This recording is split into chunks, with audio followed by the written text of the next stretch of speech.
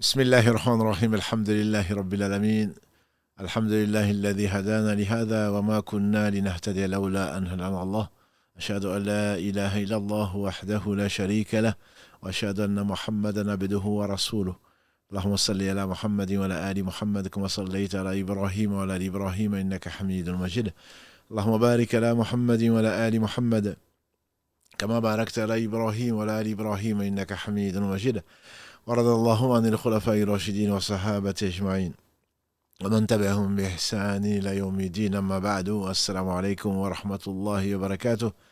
Mes frères, mes sœurs, les louanges, les remerciements, les éloges sont une exclusivité d'Allah. Le premier qui n'a pas de début, le dernier qui n'a pas de fin, l'apparent, le dominant sur toutes choses, nous le louons. Nous revenons vers lui repentant, nous lui demandons protection contre les conséquences de nos péchés et lui seul en sait le nombre. Et les tendances de l'âme qui ordonne le mal, hormis celle à qui Allah fait miséricorde.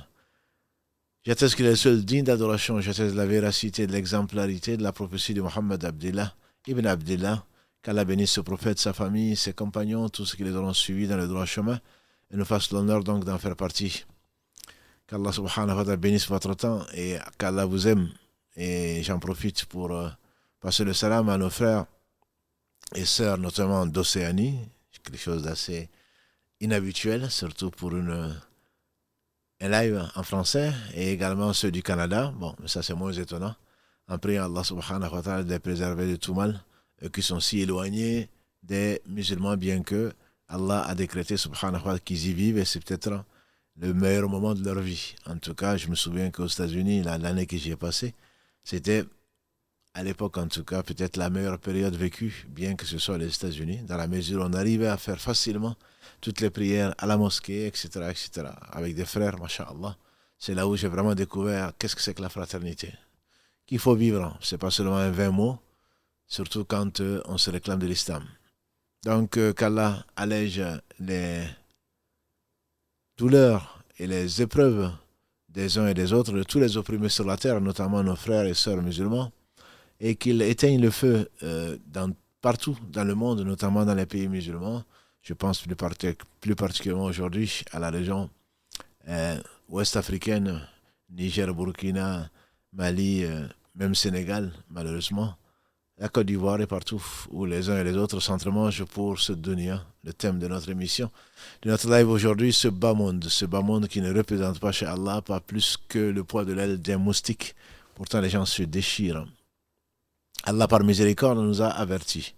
S'il n'avait pas, par pure miséricorde et générosité, nous n'avait pas dit ce qui nous attendait, ou le poids de ce bas monde certainement serait encore plus déchiré, il n'y aurait personne certainement qui l'aurait adoré sans rien lui associer. C'est pourquoi il nous a créés. Donc le bienveillant, que dis-je, le seul véritable généreux, le riche par essence, par excellence, celui qui n'a besoin de rien, de lui tout procède, à qui rien ne réalise, par qui tout se réalise, et sans qui rien ne puisse se réaliser. Ce Seigneur subhanahu wa ta'ala a été miséricordieux, il a toujours été, avant d'avoir créé. Allah nous a envoyé, il nous a avertis, il nous a envoyé les messagers pour nous rappeler l'engagement premier que chacun d'entre nous a pris dans les reins d'Adam. Ensuite, il nous a envoyé les messagers pour nous le rappeler. Et ensuite, il a conservé le livre, notamment le meilleur d'entre eux, le plus complet, et certainement celui qui résume tous les autres livres. Je veux parler du Coran. Il a promis de le sauvegarder dans la sourate 15, verset 9, et c'est ce qu'il a fait.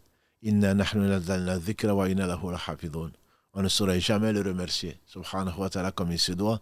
Je ne parle pas, bien sûr, de tous ces bienfaits dont nous profitons, qu'ils soient des obéissants ou des désobéissants. Wa ma bikum min ni'matin fa min Allah, dit Allah dans la sourate qu'on appelle la sourate des bienfaits, la sourate 16, la sourate des abeilles, verset 53. Wa ma bikum min ni'matin fa min Allah. Tout bienfait, que ce soit la respiration, que ce soit le manger. On se plaint aujourd'hui de la canicule, des feux de forêt, etc. Qu'Allah nous préserve de son châtiment dans l'au-delà. Et une sœur me disait ce qu'elle avait lu sur Pompéi quand les larves du volcan juste à côté, et j'ai visité Pompéi en Italie, à côté de Naples, quand les larves du volcan ont envahi la ville à laquelle dormait, les cerveaux, on les trouvait dans l'état bouilli. Les stigmates que l'on a pu relever, le sang a éclaté. qu'Allah nous préserve du châtiment. Quand les prophètes sallam qui ne parlaient pas de lui-même nous disaient que le feu de l'enfer est 70 fois plus chaud que le nôtre. Qu'Allah nous préserve. L'homme est vraiment insouciant par rapport à ce qu'il attend et pourtant nous avons été tous avertis. Allah nous a donné ce qu'on a vu la semaine dernière, les provisions. Provisions et qui nous permettront, Inch'Allah, d'éviter au piège de Satan dans ce bas monde et les tendances de l'âme qui nous poussent à l'avidité, ce qui a amené notre père Adam alayhi salam à sortir du paradis. Satan est notre ennemi, ceci, tout ça est connu et dit.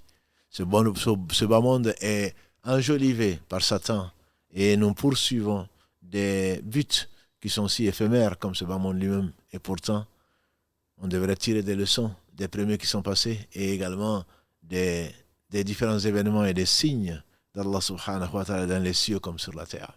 Il a voulu qu'il soit le seul vivant qui ne meurt pas, tout autre que lui meurt. Subhanahu wa ta'ala est le seul vivant qui ne meurt pas. C'est la raison pour laquelle, comme on a vu la semaine dernière dans le direct du samedi, wa tawakkal al-hayyu alladhi la yamut.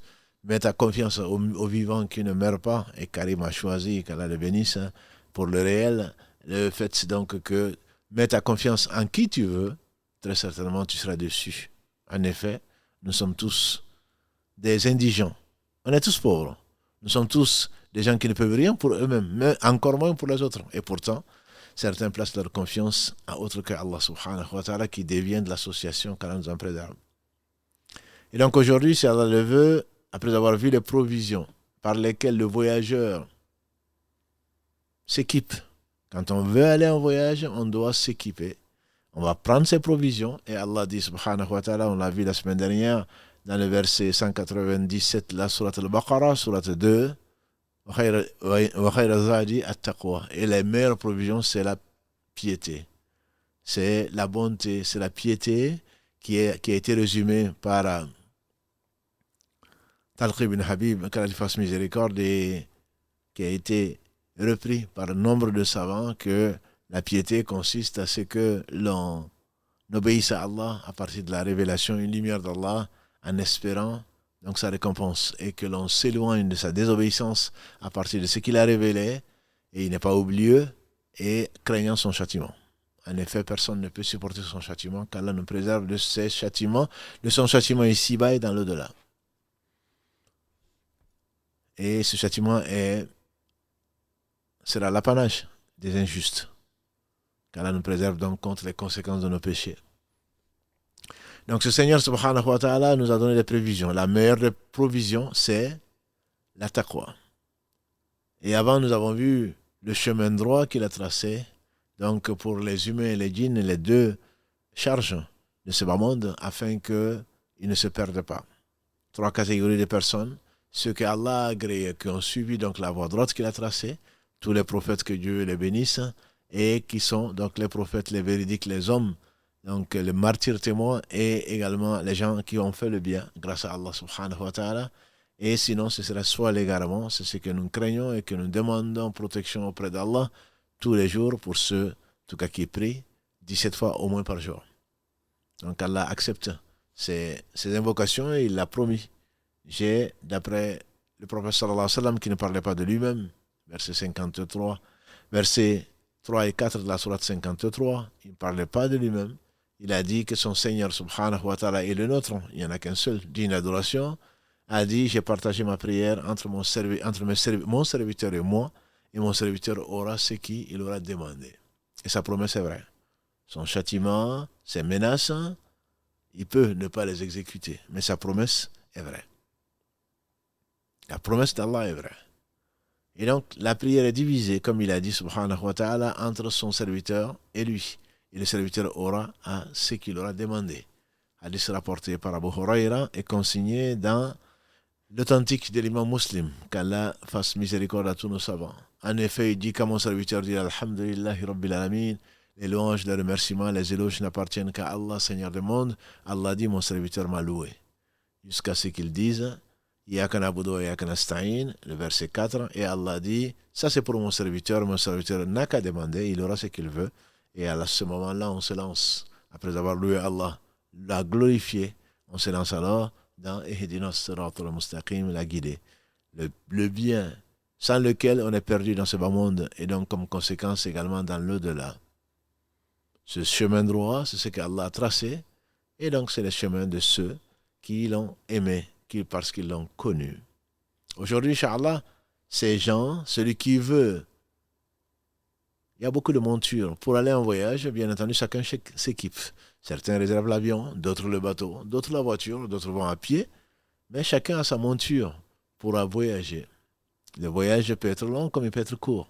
Toujours est-il que nous sommes certains que nous devons tous arrêter ce voyage. Nous ne sommes pas des sédentaires. Et on a vu, il y a 2 semaines, que nous sommes selon le professeur Sallam, en tout cas les gens bienheureux, les gens qui réfléchissent, doivent se considérer comme des voyageurs, d'après le professeur Sallam, qui a tenu un jour par l'épaule de façon sympathique, de façon bienveillante, et il était le plus bienveillant des hommes, Ibn Omar, ainsi que son père, en lui disant, sois dans ce bas monde comme un voyageur. Sois dans ce bas monde comme un voyageur. Et nous avons compris, d'après l'explication qu'a donnée Ibn Omar lui-même, qui est le mieux placé pour comprendre ce que le prophète sallam a voulu lui dire, il a dit, quand tu es au matin, n'attends pas le soir. Quand tu es au matin, n'attends pas le soir. Quand tu es au soir, n'attends pas le matin. Prends sur ta santé pour quand tu seras malade et pour donc ta vie pour quand tu vas mourir. Donc nous sommes tous convaincus que quel que soit le nombre d'années que nous allons vivre, Noé est resté avec son peuple, alayhi salatu wassalam, 950 années, et pour autant, il n'a pas été éternel.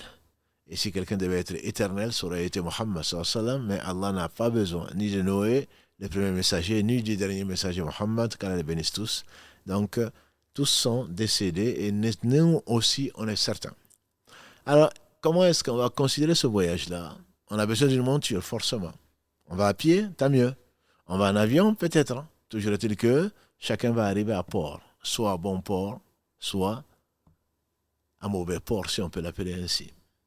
Donc l'exemple que j'aimerais donner, c'est l'exemple d'une épreuve. Et la vie est une somme d'épreuves. On distribue les épreuves, on distribue les questions pour montrer, pour que chacun d'entre nous témoigne par la pratique s'il est sincère ou s'il ne l'est pas. Comme Allah le dit dans la sourate 67 Al-Mulk, conseillé à lire tous les soirs, le verset 2, لِيَبْلُوَكُمْ الَّذِي خَلَقَ الْمَوْتَ وَالْحَيَاةَ لِيَبْلُوَكُمْ أَيُّكُمْ أَحْسَنُ عَمَلًا, celui qui a créé donc la mort et la vie afin de vous mettre à l'épreuve pour distinguer ceux plutôt qui ont de bonnes actions. Nous avons vu la semaine dernière que l'homme est en perdition, il court à sa perte. Les seules exceptions sont les croyants, comme il a dit, إِلَّا الَّذِينَ آمَنُوا وَعَمِلُوا الصَّالِحَاتِ, qui s'évertuent donc à faire des bonnes actions.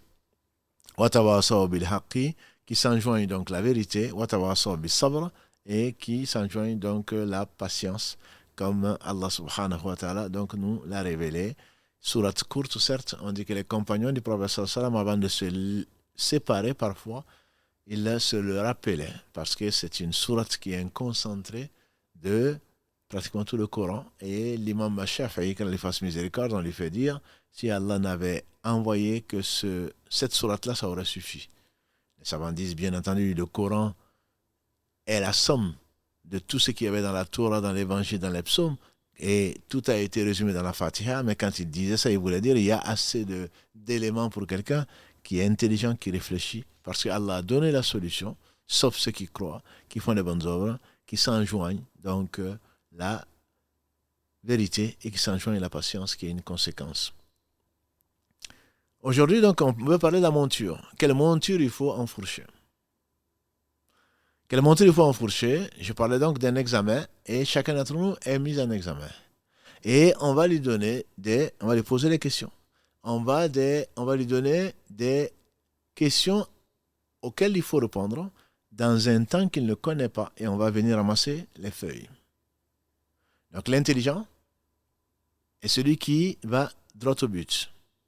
L'intelligent, c'est celui qui a préparé les réponses aux questions. Et ces réponses aux questions, comme on le fait dire Qatada, qui est mort en 117 de l'Égypte, on lui fait dire, chacun sera interrogé sur le fait qui vous adoriez et qu'est-ce que vous avez répondu au messager.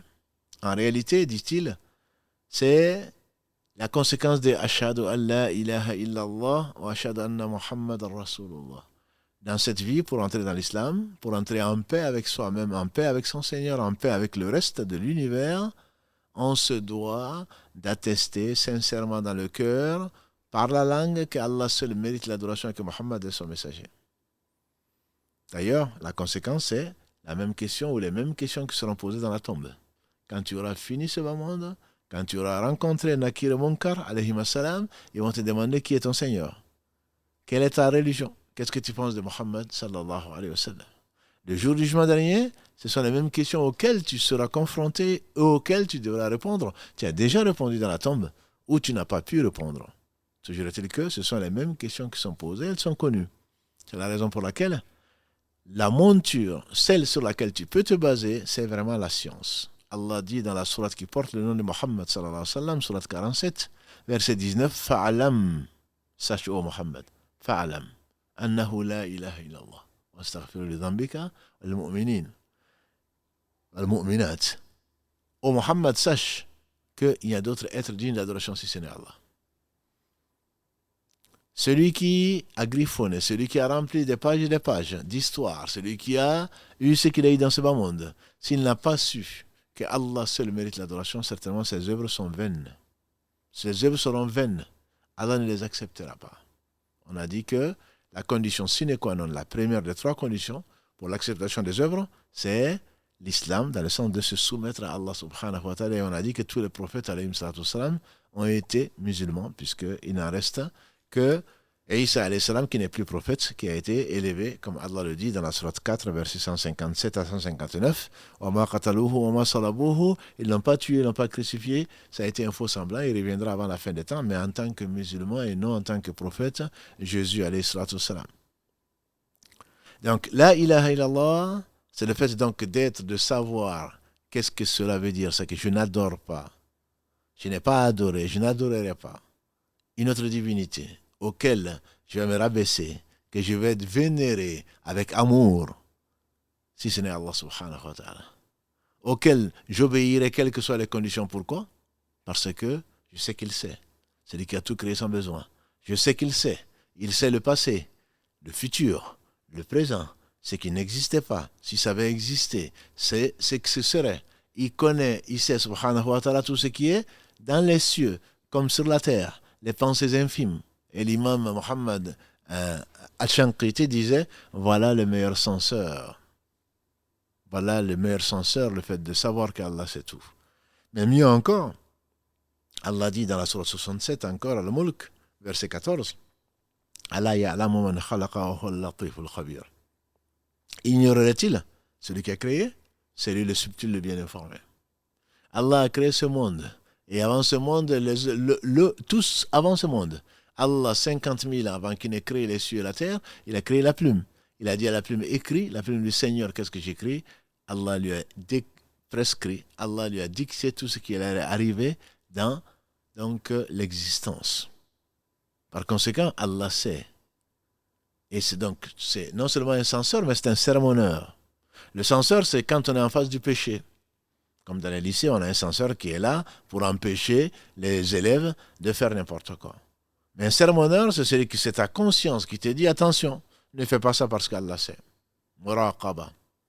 Tu n'es pas seul. C'est ce qui amène le croyant, non pas à cette peur maladive, à cette peur, à cette crainte qui est négative. Non, c'est un moteur.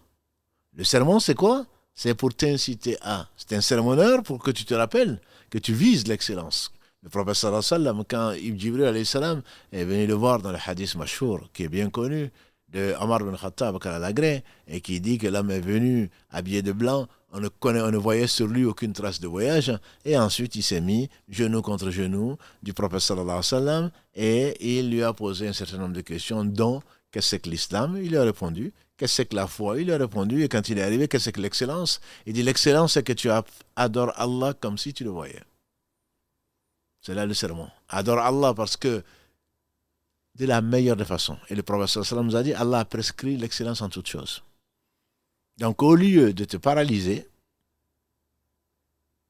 l'islam t'incite à faire le maximum. Parce qu'Allah sait ce qu'il t'a donné. Ne te compare à personne d'autre qu'à toi-même. Il n'y a pas un barème qui est unique. Chacun a son barème. Allah a rendu un tel aveugle, il a rendu un tel malade, il a rendu un tel handicapé, il a rendu un tel beau, il a rendu un tel moins beau, il a rendu un tel riche, il est le seul riche, il a rendu un tel besogneux, démuni. Allah va les récompenser les uns et les autres en fonction de ce qu'il leur a donné, pas en fonction de ce que les gens croient qu'ils méritent.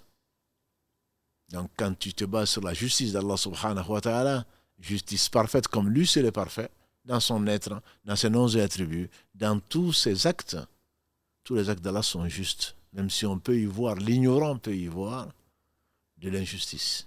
Allah dit dans ce fameux hadith Qudsi que nous connaissons, qui a été rapporté par Abu Dhar et consigné dans l'imam Muslim, l'a consigné dans son authentique, il dit Ya ibadi inni haramtu dhulma ala nafsi wa ja'altuhu bainakum muharrama fala tadhalamu. Ô mes serviteurs, je me suis interdit l'injustice. Et je l'ai interdit entre vous, ne vous faites pas injustice. Celui qui a fait le bien du poids d'un atome le verra. Celui qui a fait le mal du poids d'un atome le verra. Alors le sermonneur, c'est celui qui te dit Wasario, comme on a vu la semaine dernière, les bonnes actions. Que dit Allah? Wasario. Verset 133 de la sourate 3. Wasario, précipitez-vous. Wasario ila maghfiratin min rabbikum. Précipitez-vous vers le pardon de votre Seigneur et des jardins d'un paradis plus vaste que les cieux et la terre qu'il a réservé aux qui? À ceux qui ont pris la provision de la piété. Wasari'u ila maghfiratin min rabbikum wa jannatin arduha as-samawati wa jannatin arduha as-samawati wal ardu uiddat lil muttaqin, qui a été préparé pour les gens donc qui sont armés de cette provision qui est la meilleure des provisions, qui est donc la piété. Cela veut dire que ce n'est pas paralysant, ce n'est pas négatif, au contraire. Savoir que le jour du jugement dernier arrive, ça te permet de ne pas perdre ton temps. On a vu ce temps, et nous le disons en anglais, contrairement à ce que disent les Anglais, time is money, nous disons time is life, parce que c'est ta vie qui est en train de s'écouler comme ça. C'est ta vie qui passe, toujours qui passe, a dit le prophète sallam, toujours où le soleil se lève, un ange descend en disant, comme si Allah faisait dire à ce jour plutôt, me voici, je suis un jour nouveau, je ne reviendrai, profite de moi, je ne reviendrai qu'au jour du jugement dernier pour témoigner donc soit pour toi, soit contre toi. Voilà le sens même de la vie. Et donc le fait de savoir que Allah te voit, adore Allah comme si tu le vois. Si tu vois ton bien-aimé, tu vas faire le maximum. Si tu vois, alors si tu ne le vois pas et tu le verras, dans l'au-delà, Inch'Allah, au paradis seulement, et si tu ne le vois pas, sache que lui, il te voit. Donc il te met en garde contre les conséquences de tes péchés, contre le fait de lui désobéir. Et il n'y a pas pour cela, bien entendu, de péchés petits. Il y a des péchés mineurs par rapport à des majeurs, mais il n'y a pas de petits péchés. L'autre disait, un homme de qui on relate sa piété, disait ne voit pas la petitesse du péché, voit plutôt la grandeur de celui à qui tu désobéis. Donc tout péché volontaire est certainement une grave chose. Et Ibn Abbas, ainsi que son père disait, quand on lui a demandé quels sont les péchés majeurs, il dit qu'ils sont plus proches de 700 que de 7, comme on pense le dire souvent, se basant sur ce qui est écrit, les 7 grands péchés. Il y a bien plus que ça. Toute désobéissance consciente à Allah est un grand péché. Mais tout retour vers Allah, avec la repentance sincère, le péché est effacé. C'est pour cela d'ailleurs que Allah subhanahu wa ta'ala nous incite, et c'est la monture, nous incite à revenir à l'inaba. Après avoir dit dans la sourate 39, verset 53, قُلْ يا عبادي الذين أسرفوا على أنفسهم لا تقنطوا من رحمة الله إن الله يغفر الذنوب جميعا إنه هو الغفور الرحيم. Dis-leur, ya Muhammad, à mes serviteurs qui sont fait outragement tort, jamais ne désespérez de la miséricorde d'Allah. Allah pardonne tous les péchés, il est le miséricordieux, celui qui pardonne. Verset 53. Dans le verset 54, qu'est-ce que dit Allah? وَأَنِيبُوا إِلَى رَبِّكُمْ وَأَسْلِمُوا لَهُ. Revenez repentant à votre Seigneur et demandez, et soumettez-vous à ce qu'il vous a fait descendre avant que le châtiment ne vous touche. Verset 54. Ensuite, Allah nous met en garde à nouveau dans le 55. Tout ça pour que le jour du jugement dernier, qu'on ne dise pas. An taqula nafsun. Ya hasrata ala ma farratu min jambillahi. Que demain, tu ne te dises pas, oh pauvre de moi, j'aurais dû, qu'est-ce que j'ai pu négliger vis-à-vis de ce que Allah subhanahu wa ta'ala a aimé et que je n'ai pas fait. Si Allah, qui n'a besoin de rien, a envoyé les messagers avec les livres, c'est pour te montrer le droit chemin. Et donc, ce retour vers Allah subhanahu wa ta'ala est la véritable monture. Et les meilleurs d'entre nous disaient, je n'ai jamais fait une chose avant de voir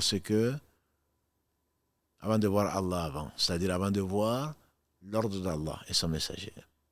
D'autres disaient, je n'ai jamais fait une chose avant de voir Allah en même temps. Si je décide d'entreprendre une bonne chose, je vois Allah et je me précipite. Je vois l'ordre d'Allah, ça correspond à l'ordre d'Allah, je me précipite. Je vois l'ordre d'Allah, je me précipite pour faire du bien. Et un troisième disait, je n'ai jamais fait une chose sans voir Allah après. Et ça, c'est la troisième des conditions, troisième des positions, qui est la position des hommes en général. Des hommes en général. Hormis les prophètes, nous sommes tous des gens qui faisons des péchés. Les prophètes peuvent éventuellement faire des erreurs en attendant que Allah révèle une chose ou d'autre, mais jamais des péchés. Ce ne sont pas des péchés. Et donc, le fait de voir Allah après, ça veut dire que quand je fais une chose, je fais du muhasaba. Je reviens sur moi. Et je me dis, qu'est-ce que j'ai fait de ma journée? Qu'est-ce que je fais de ma nuit? Qu'est-ce que j'ai fait de mon après-midi? Qu'est-ce que je fais de ce temps qu'on appelle libre? Il n'est pas libre. Les anges ne prennent pas de vacances, comme je le dis souvent. Le temps qui est passé, c'est un temps qui diminue ta vie. Depuis que tu es né, jusqu'à la fin de ta vie, tu ne vas pas en augmentant ton espérance de vie. Tu vas vers la mort nécessairement. Et donc c'est pour cela que les plus intelligents d'entre nous essayent d'éviter au maximum de perdre du temps. وَعَنِيبُوا إِلَىٰ رَبِّكُمْ. Ça veut dire que Allah nous incite à revenir vers notre Seigneur repentant. Et il a loué les prophètes, que ce soit Daoud, son fils Suleiman et bien d'autres, innahu kana awwab ou innahu awwab, c'est qu'il revenait souvent vers Allah subhanahu wa ta'ala. Le prophète sallallahu lui-même disait, ya ayyuhan nasu tubu ila Allah wastaghfiru. Oh vous les gens humains, revenez à Allah et demandez-lui pardon. Revenez à Allah repentant et demandez-lui pardon. Wallahi, disait-il, je demande pardon plus de 70 fois par jour, dans la version de l'imam al-Bukhari, et dans la version de Muslim, je demande pardon à Allah 100 fois par jour. Si tu demandes à Allah 100 fois par jour, c'est que tu as été animé de quoi? D'un bilan que tu as fait, de ta négligence à ne pas avoir loué Allah comme il se doit, et tu ne pourras jamais le louer comme il se doit. Donc la quintessence même de la vie, c'est le rappel d'Allah subhanahu wa ta'ala. C'est le dhikr d'Allah. Allah les appelle les intelligents. Debout, assis, couchés, ils se rappellent que Allah a tout créé dans la perfection. Ils se rappellent la bonté d'Allah subhanahu wa ta'ala. Ils se rappellent de la patience d'Allah. Nous le désobéissons matin, midi et soir, et pourtant, Allah est patient. Il nous tend la main, comme l'a dit le prophète sallam. Allah tend la main au pécheur du jour pour lui. Le soir, il tend la main au pécheur du jour pour lui pardonner. Le jour, il tend la main au pécheur de la nuit pour lui pardonner. Et ceci jusqu'à ce que le soleil se lève de son occident, l'un des 10 signes de la fin du monde, même le premier signe est céleste, parmi les 10 signes, 10 grands signes de la fin du monde. Ou alors jusqu'à ce que l'âme atteigne le gosier. Parce qu'au moment où l'âme atteint le gosier, et Pharaon en sait quelque chose, on en avait parlé au moment de la Shura, c'est à ce moment où il allait être noyé qu'il a réalisé qu'il n'était pas Dieu, il le savait déjà, qu'il a avoué, qu'il a accepté sa condition humaine, sa condition de faiblesse, et qu'il dit qu'il n'y a pas d'être digne d'adoration que celui qu'adorent Moussa et Haroun, alayhim assalam. Et donc l'âme n'attendait pas ça avant de revenir à Allah repentant. Repentant par rapport à quoi? Repentant par rapport aux ordres d'Allah. Repentant par rapport à quoi? Repentant par rapport à la négligence des ordres d'Allah. Parce qu'Allah n'a ordonné, comme le disons souvent, que ce qui est indispensable à la vie.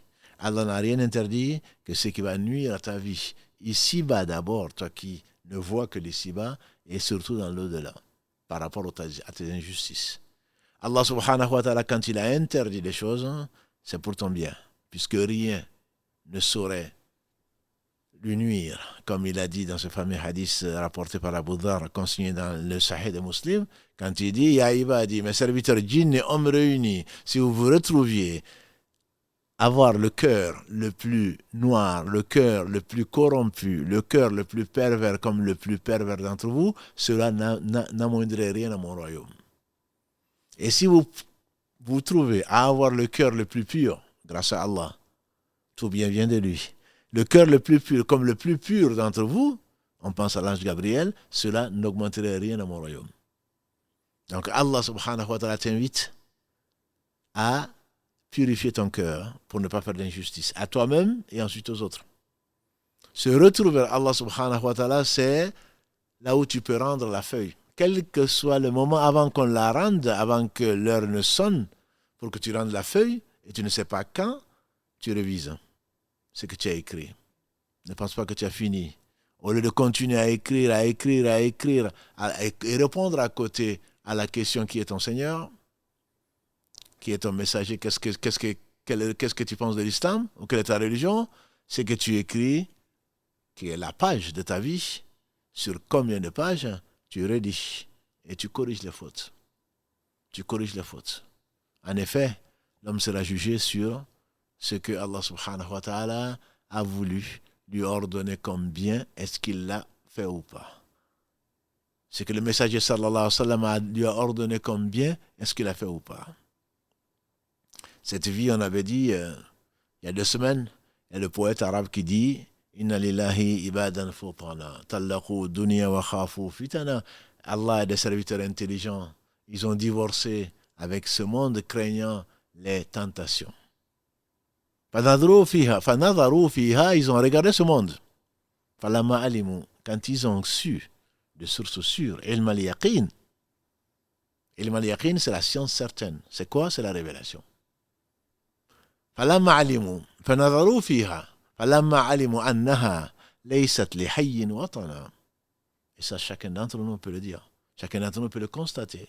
Quand ils ont regardé minutieusement et qu'ils ont vu que ce n'est la patrie d'aucun être vivant, تَخَذُوهَا لُجَّةً جَعَلُوهَا لُجَّةً وَتَخَذُوا صَالِحَ الْأَعْمَالِ فِيهَا سُفُنًا. Ils ont pris donc cette vie comme un passage. Ils ont pris ça comme un canal, comme un fleuve. Et ils ont pris la monture. Ils ont pris les bonnes actions comme monture. L'une des plus belles actions que Allah aime beaucoup, c'est le repentir. Allah dit dans la sourate 2, verset 222, Inna Allah yuhibbu tawabin wa yuhibbu al-mutatahhirin. Ce qui rapproche le plus d'Allah subhanahu et qui t'ouvre les portes du ciel et qui t'éloigne de la noirceur du cœur, cet organe qui, quand il est saint, tout le corps est saint, et quand il est corrompu, tout le corps est corrompu, disait le prophète sallallahu alayhi wa sallam, n'est-ce pas que c'est le cœur, il le montrait. Quand il fait un péché, a-t-il dit, un point noir vient s'inscrire sur ton cœur. Et quand il demande pardon à Allah, grâce à Allah, Allah décrète que ce point noir s'efface. Et quand tu ne le fais pas, péché sur péché, ce point, des points se multiplient et ton cœur devient noir. Et alors, ça devient le siège de Satan. Et le prophète sallam, pour nous expliquer ce verset de la sourate 83, il a dit Kalla bal rana ala qulubihim ma kanu yaksibun. Oh, très certainement, leur cœur a été rouillé par rapport à ce qu'ils ont fait, donc comme péché, comme ce que ceci a été clairement établi. Donc, l'ordre d'Allah subhanahu wa ta'ala de désobéir, ce n'est pas être pieux. Si Allah nous a ordonné, c'est pour notre bien, c'est pas pour le sien, subhanahu wa ta'ala, qui se passe de tout. Et donc, Allah nous dit de ne pas mentir, de ne pas tricher, de faire la prière, de faire ceci, cela. C'est pour cela que les bonnes actions deviennent les meilleures des provisions que tu puisses emporter.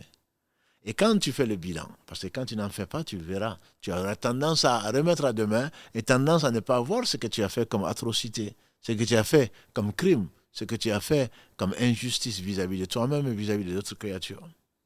Par conséquent, Inaba, disait Ibn Qayyim, quand on fasse miséricorde, c'est la moitié de la religion. Et l'autre moitié étant le tawakkul, qu'on a vu samedi dernier, le fait de s'en remettre à Allah subhanahu wa ta'ala. Le inaba, c'est le retour vers Allah subhanahu wa ta'ala. Wa anibu ila rabbikum, revenez vers votre Seigneur repentant. D'autres ont conclu que, en réalité, la foi est divisible par deux, c'est la patience et c'est le remerciement. Une moitié patience, une moitié remerciement. Et d'autres disent que c'est l'espoir et la crainte. Bref, toujours est-il qu'à l'inaba, c'est une bonne partie de la religion, pour ne pas dire c'est la monture même, c'est le fait de revenir souvent repentant avant que tu ne puisses plus le faire. Les portes du repentir sont ouvertes, a dit le prophète sallam, jusqu'à ce que le soleil se lève donc de son occident, ou alors que l'âme monte jusqu'au gosier. Ce qui fait que comme tu ne sais pas, comme on l'a dit tout à l'heure, quand les feuilles vont être rassemblées, alors très certainement tu ferais mieux de relire ce que tu as fait de ta journée, de relire ce que tu as fait de ta vie. Parce que demain, peut-être aujourd'hui même, c'est la fin de ta vie. Par conséquent, on se doit, grâce à Allah subhanahu wa ta'ala, de revenir vers Allah repentant, parce que Allah a ordonné de lui obéir pour notre bien, de ne pas lui désobéir.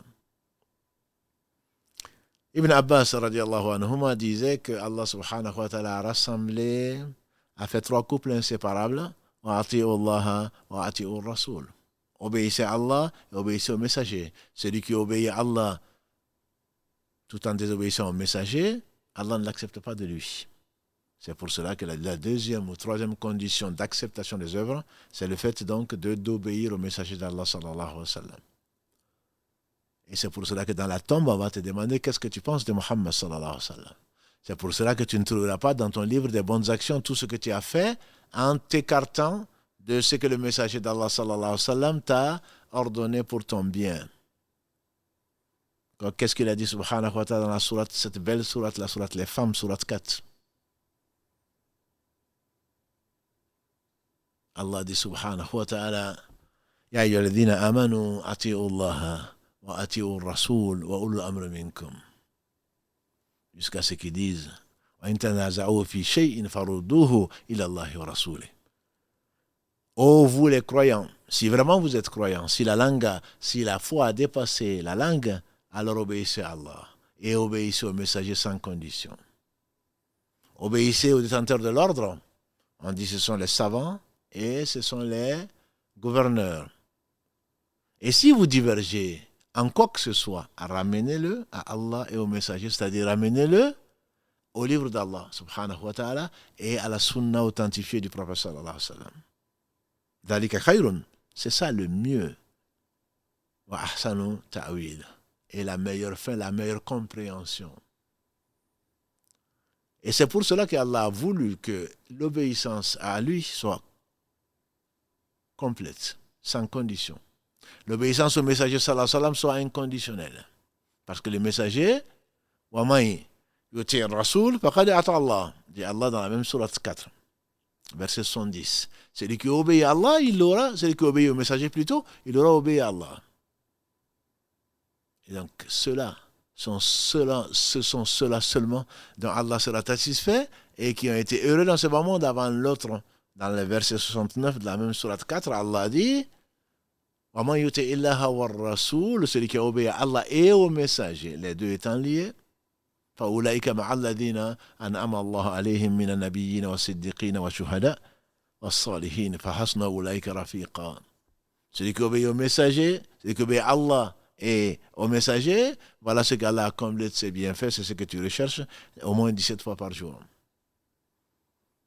Qui sont-ils? Ceux-là, ce sont les prophètes, il n'y en a plus. Ce sont les gens véridiques, il en reste très peu. Et il y en aura très peu. Et ce sont les gens martyrs témoins.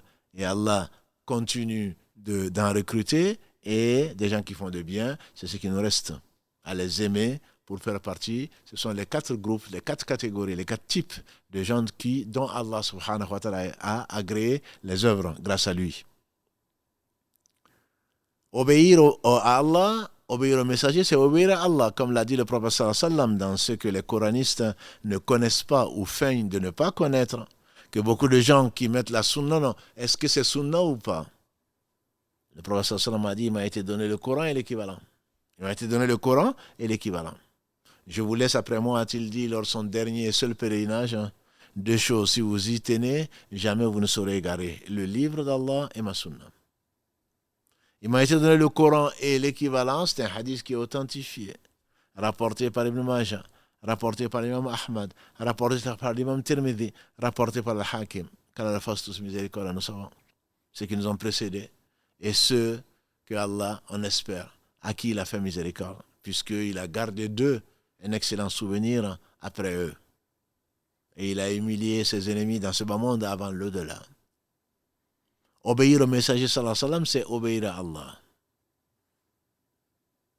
Allah dit subhanahu wa ta'ala, فَلْيَحْذَرِ الَّذِينَ يُخَالِفُونَ عَنْ أَمْرِهِ أَنْ يُصِيبَهُمْ فِتْنَةٌ وَمَنْ يُشَاقِقِ الرَّسُولَ مِنْ بَعْدِ مَا تَبَيَّنَ لَهُ الْهُدَى ويتبع غير سبيل المؤمنين نوليه ما تولى ونصليه جهنم وساءت مصيرا. Celui qui désobéit au messager après que l'épreuve de son message a été prouvée, après qu'Allah ait montré, après qu'Allah ait différencié aux yeux de tout un chacun le malvoyant comme celui qui voit clair, après avoir secouru son prophète, après lui avoir donné la supériorité sur les autres hommes, et que les croyants l'ont suivi, s'il s'est détourné du messager, on se détourne du messager où? C'est dans ce bas monde. On se détourne du messager où? C'est dans ce bas monde, c'est pas dans l'au-delà. Quand on dit non, l'islam c'est la prière, c'est le jeûne, c'est etc. Et le prophète sallallahu alayhi wa sallam, il nous a apporté que ce que Allah aime.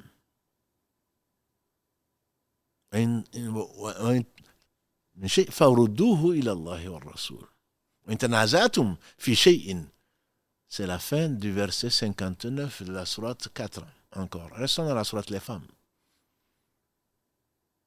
Allah a donné aux femmes ce qu'il n'a pas donné aux hommes.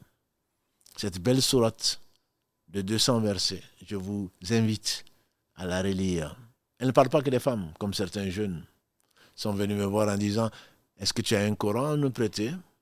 Je leur prête, elles reviennent en disant, des jeunes femmes, en disant « Mais on n'a pas vu la sourate les femmes, on a été directement et puis on n'a pas vu les droits des femmes. » Je dis « Non, ce n'est pas comme ça. » Elle a été appelée la sourate des femmes pour d'autres raisons. Et Allah est sage. Dans cette sourate, donc, la fin du verset 59 de cette sourate, Allah dit dans quelques divergences, de quelques voies, quelques divergences que vous pouvez avoir, ramenez-le à qui? À Allah et à son messager. Si vous croyez en Allah et au jour du jugement dernier. Il s'agit donc de cette vie. Il s'agit d'appliquer dans cette vie, dans nos vies. Il s'agit de ne l'imposer à personne, bien entendu. Les savants, quel est leur rôle? Quand Allah dit « les savants disent en ordonnant l'islam, en ordonnant le bien. Mais quoi? Quel est le rôle des savants? C'est de conserver cette religion.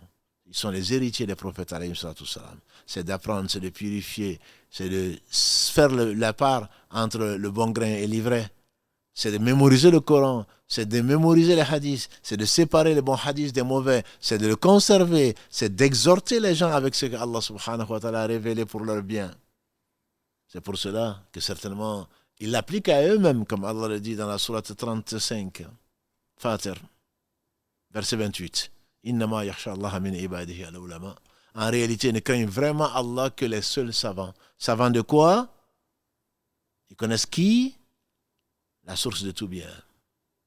Ici, ils soumettent, comme Allah le dit dans le verset 65. Ils se soumettent taslima. Ils se soumettent avec...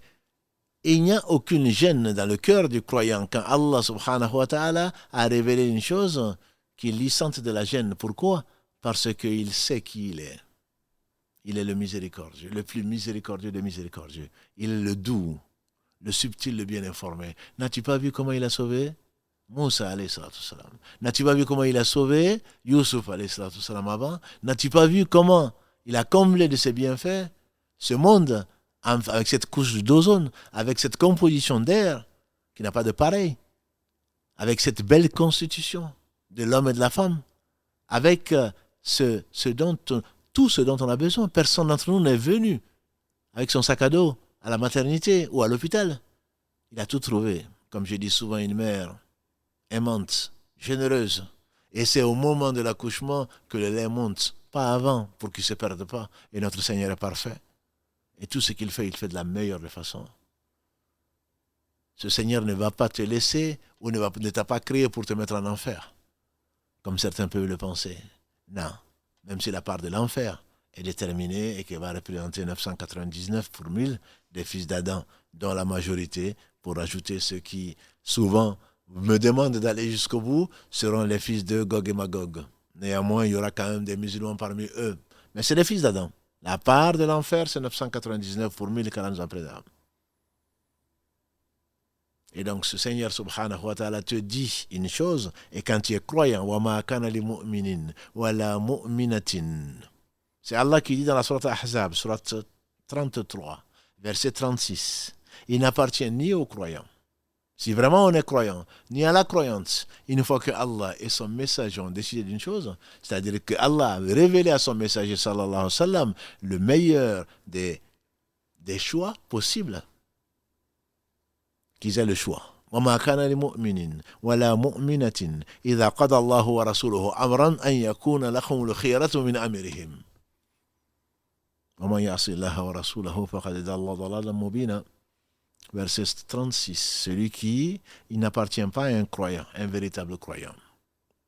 C'est pour cela qu'il dit Fala wa rabbik la yu'minun. Et par ton Seigneur, et je jure par ton Seigneur, sourate 4 encore, le même verset. Fala wa rabbik, verset 65. Et je jure, ils ne croiront vraiment pas jusqu'à ce qu'ils te désignent comme la base, ta parole, comme celle qui tranche entre le vrai et le faux. Que tu sois le juge dans cette affaire. Ou dans l'au-delà. Non, c'est dans ce bas monde.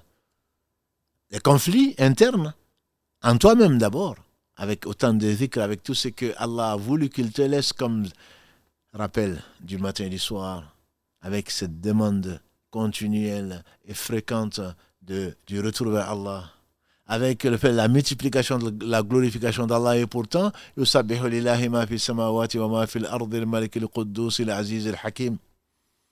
Chante pureté d'Allah, tout ce qui est dans les cieux, tout ce qui est sur la terre. Al-Malik, le roi, Al-Quddus, le saint, le tout-puissant, le sage. Quand est-ce que tu vas obéir à Allah dans l'au-delà? Ou penses-tu obéir à Allah en train de faire la prière, en train de faire le jeûne? Pourquoi le jeûne a été ordonné?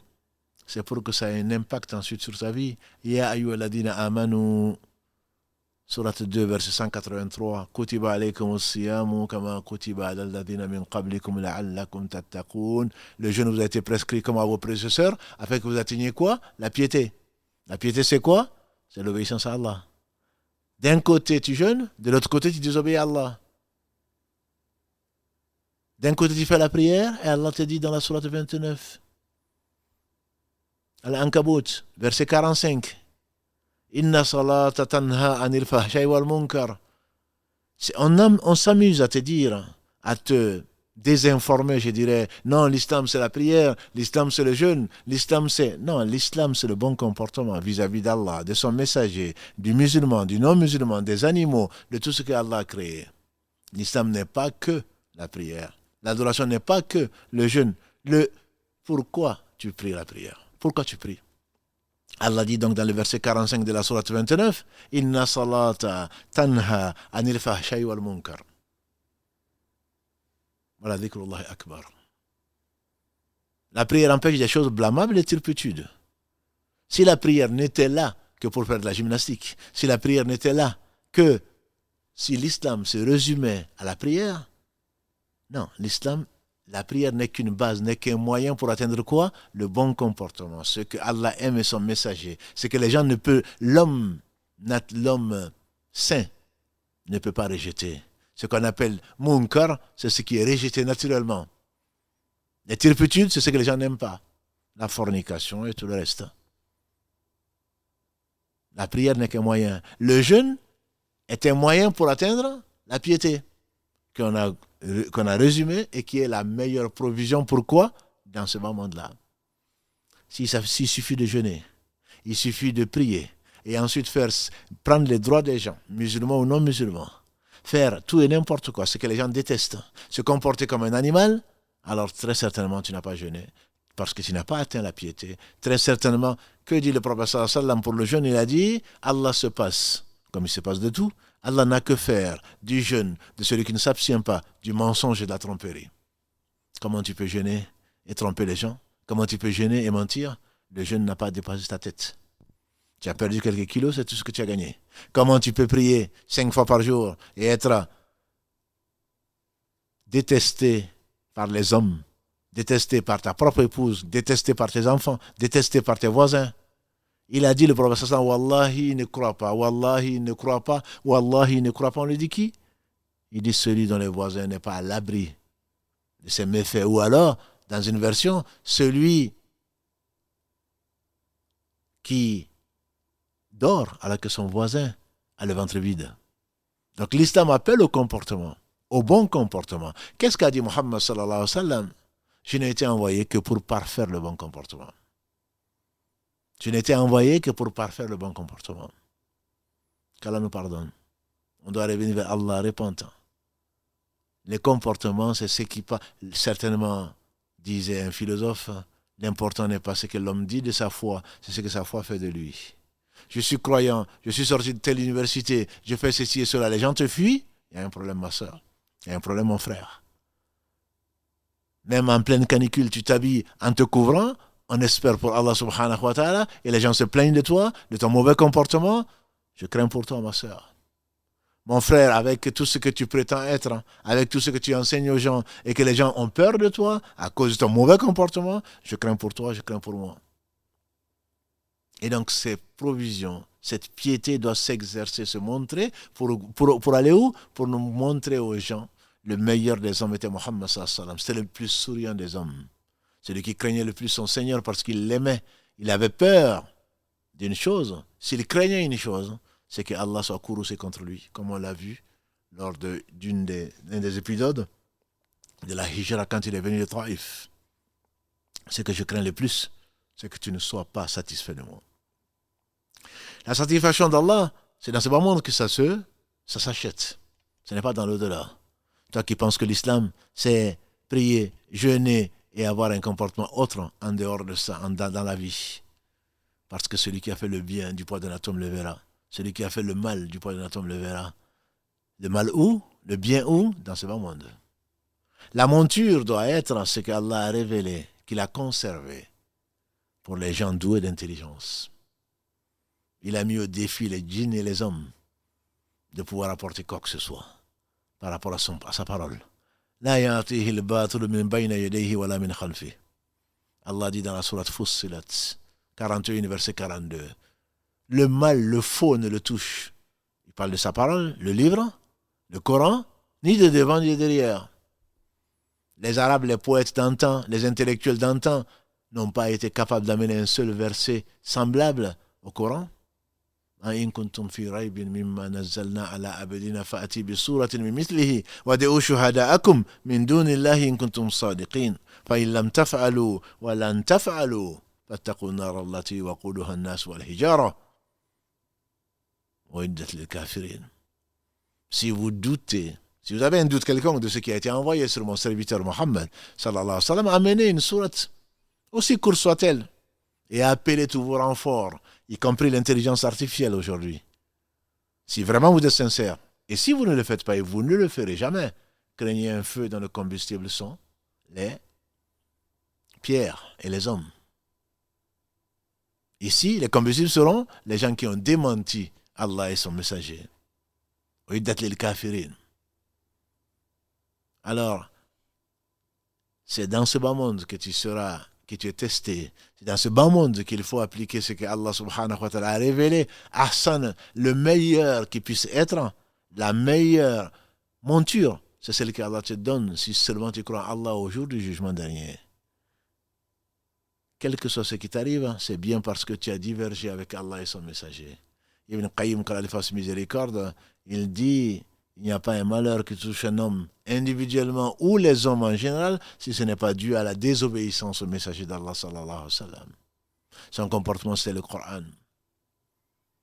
Quand on a demandé à notre mère Aïcha, qu'Allah l'agrée, quel était le comportement du prophète sallallahu alayhi wa sallam? Il était le meilleur, bien sûr, c'est pourquoi il a été envoyé. Et elle a dit son comportement, c'est le Coran.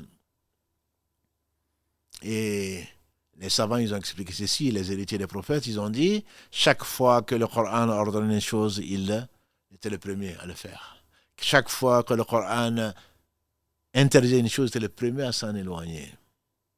Et ça, à côté de son caractère merveilleux, de douceur, de gentillesse, de simplicité, d'humilité, au service de sa communauté, sallallahu alayhi wa sallam.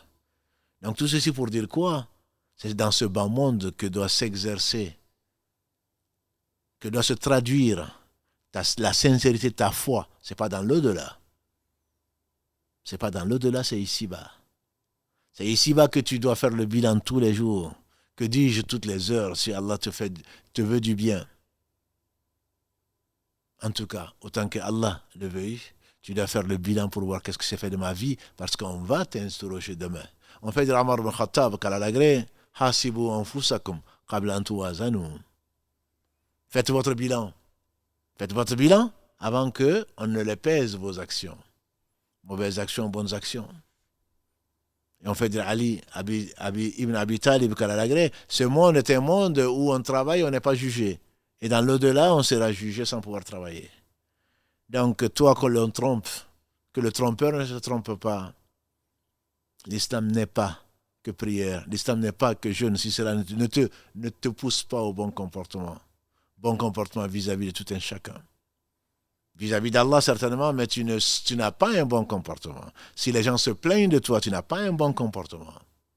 Avec Allah, même si tu le prétends. Même si tu as fait le pèlerinage 10 fois, même si tu jeûnes tous les lundis et jeudis, ou un jour sur deux, comme le faisait le prophète Daoud, alayhi salatu wassalam, si les gens se plaignent de toi, tu n'es pas. Tes bonnes œuvres ne t'ont pas servi à grand chose ici-bas. Un cortège funéraire est passé un jour devant les compagnons du prophète sallallahu alayhi wa sallam, il était présent, alayhi salatu wassalam. Ils ont dit du bien de la personne, il a dit, ça a été écrit. Un deuxième cortège funéraire est passé. Ils ont dit du bien de la personne. Il a dit ça a été écrit. Un troisième cortège funèbre est passé. Il n'y a pas de hasard.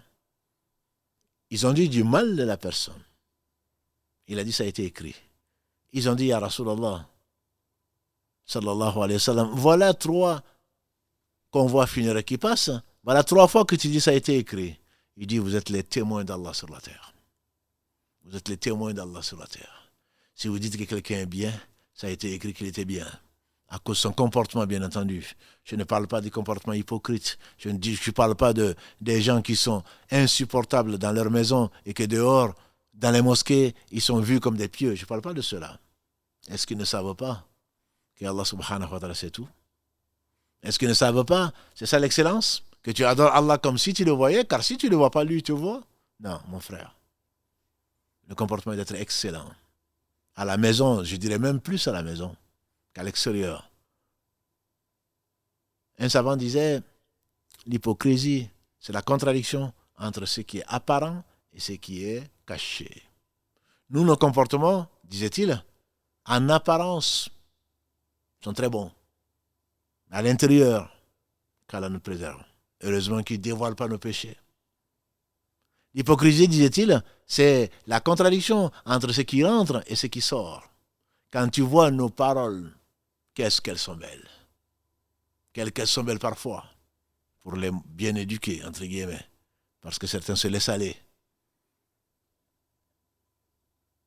Mais en réalité, quand on se retrouve ailleurs, quand on pense qu'on n'a pas besoin de témoins, et les anges suffisent comme témoins, et Allah n'a pas besoin d'anges, à ce moment on se met à désobéir à Allah subhanahu wa ta'ala. Et c'est ça l'hypocrisie. Il dit quand l'extérieur est meilleur que l'intérieur, comme c'est le cas de beaucoup d'entre nous, disait-il, il dit c'est ça l'hypocrisie. Et quand l'intérieur est meilleur que l'hypocrisie, que l'extérieur, comme c'était le cas des compagnons du prophète sallam, ils pouvaient venir demander la main d'une femme, on dit mais non, il est pauvre lui. Qu'est-ce qu'il a? Rien.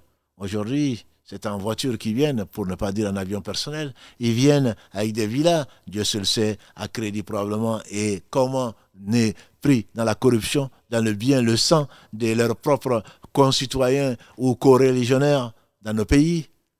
Mentent, volent. Qu'Allah nous préserve. Et quand ils viennent demander une femme, bien entendu, ils leur en proposent 10. L'extérieur est beau. Tu les vois à la mosquée. Les mosquées sont pleines. Mais en réalité, les maisons, les gens les fuient. À commencer par les femmes, qui les fuient parce qu'ils sont insupportables. Doux comme des agneaux à l'extérieur, des lions féroces à l'intérieur. Ça, c'est l'hypocrisie. Quand les gens se plaignent de toi, notamment les gens qui sont de plus en plus proches de toi, mon frère, c'est qu'il y a un problème. Ma sœur, quand les gens se plaignent de toi, de la médisance et de je ne sais quoi d'autre, la belle-mère en particulier, y passe souvent, et les autres, et la voisine, c'est pas bon signe. C'est pas bon signe. Quand Allah dit ayyuhalladhina amanu ijtanibu kathiran min adh-dhann, oh vous les croyants et les croyantes, éloignez-vous d'une partie du soupçon, de la conjecture. Il se peut que peut-être qu'il a dit ça, elle a dit ça pour ceci et cela.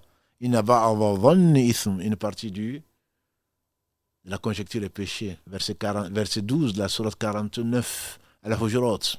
Voilà tajassasu, et ne vous espionnez pas. Voilà yaghtab ba'dukum ba'da, ne vous mettez pas à vous médire les uns les autres. L'un de vous aimerait-il manger de la chair de son frère mort? Fakaritumu. Bien sûr que vous en avez en horreur.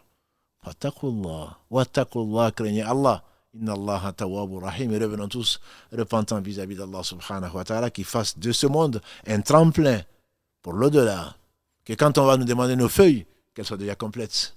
Ayant révisé, ayant mis du blanco s'il y en avait, ayant effacé nos péchés, parce qu'Allah, il est celui qui accepte le repentir.